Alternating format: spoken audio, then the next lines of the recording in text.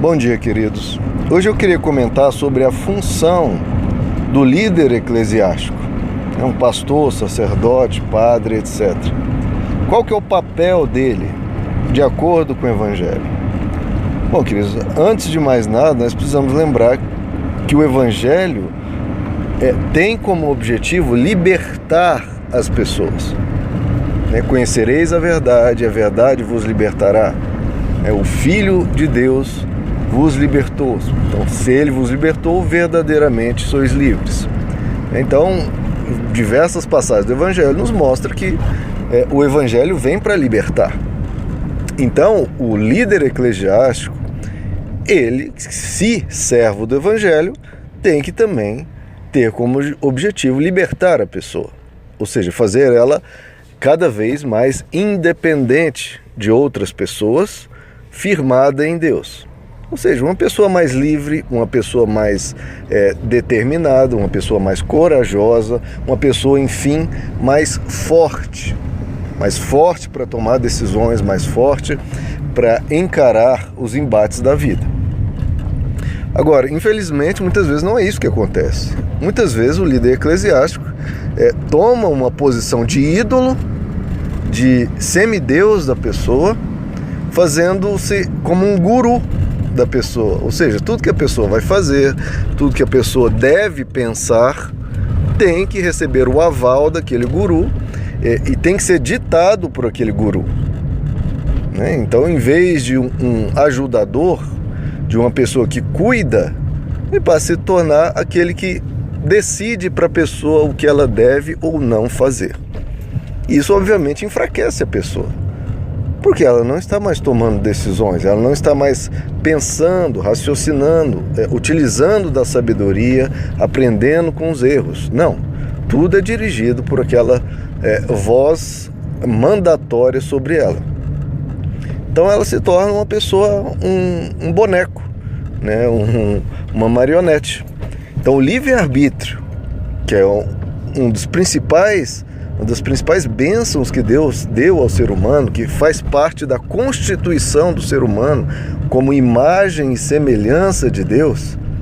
Imagem e semelhança de Deus, ou seja, você não é um robô, você não é um mero animal, não, você decide, você escolhe, você vive a sua vida. Isso é tirado da pessoa, ela vai se enfraquecendo e perdendo a sua individualidade, o que é horroroso, O papel do líder eclesiástico é, como Jesus tanto enfatiza, servir, não ser servido. Isso mudou completamente, isso inverteu completamente.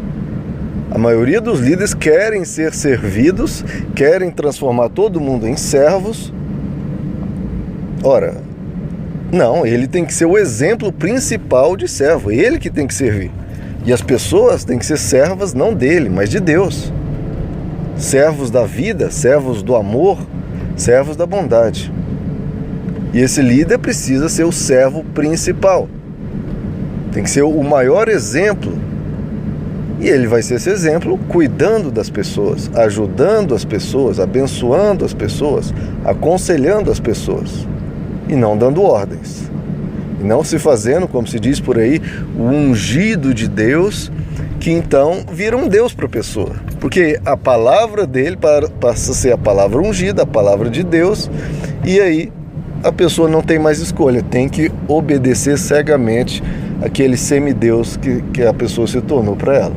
Não, o Evangelho nos mostra que só há um ungido. A palavra ungido significa Cristo, ou Messias, e só há um Cristo, só há um Messias, que é Jesus.